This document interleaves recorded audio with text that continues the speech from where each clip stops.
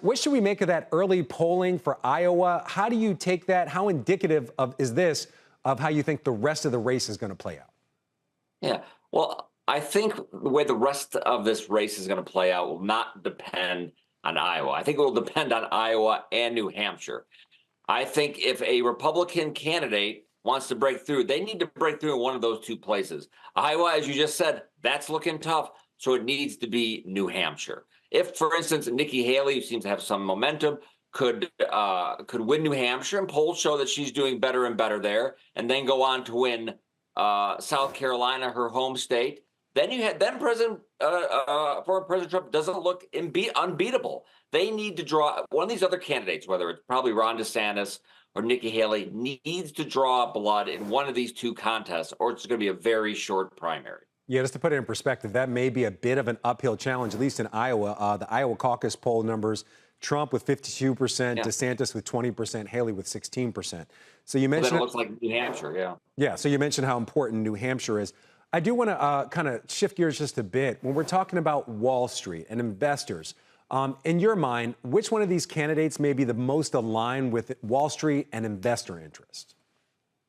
That's an interesting question. I think particularly Wall Street, they're not going to like a populist presidential candidate, which inherently inside of populism is kind of an anti-bank sentiment. I think you have both Wall Street executives and executives more broadly. I think if they're already leaning Republican, they're worried that Donald Trump is the only Republican that President Biden could beat. Certainly, there are polls showing, for instance, Nikki Haley winning by quite a large margin. I think they're worried about the Trump agenda, particularly trade and immigration.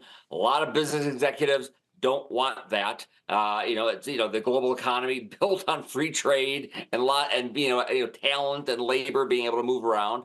And then I think there are some executives, whether they're leaning Republican or not, are worried about sort of the democracy stuff. They're worried about the January 6th insurrection. They're worried what Trump has said about using the Justice Department for revenge. So all those issues, I think, make a lot of business people, Republican leaning or not, pretty wary of the former president. While we're talking about business people, Home Depot co-founder and billionaire Ken Langone putting his support behind Nikki Haley.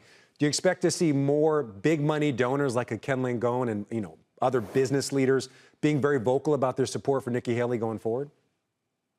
Well, I think they'll be more vocal up until the point where if former President Trump wins these first two states, he's just going to look like he has unstoppable momentum, that these other candidates just have not dropped out. I mean, that's sort of the key. Somebody needs to get Donald Trump one-on-one. That doesn't seem to be happening. And if that happens, it's not going to matter. It's not going to matter how much money they put into a super PAC for Nikki Haley or Ron DeSantis, or I don't know. Then maybe they turn to a third-party candidate. There's some talk of Joe Manchin running. That could be a possibility. But if we're sitting here in 6 weeks and Donald Trump has handily won the first, the caucus and the New Hampshire primary, going to look like he's going to be the Republican nominee.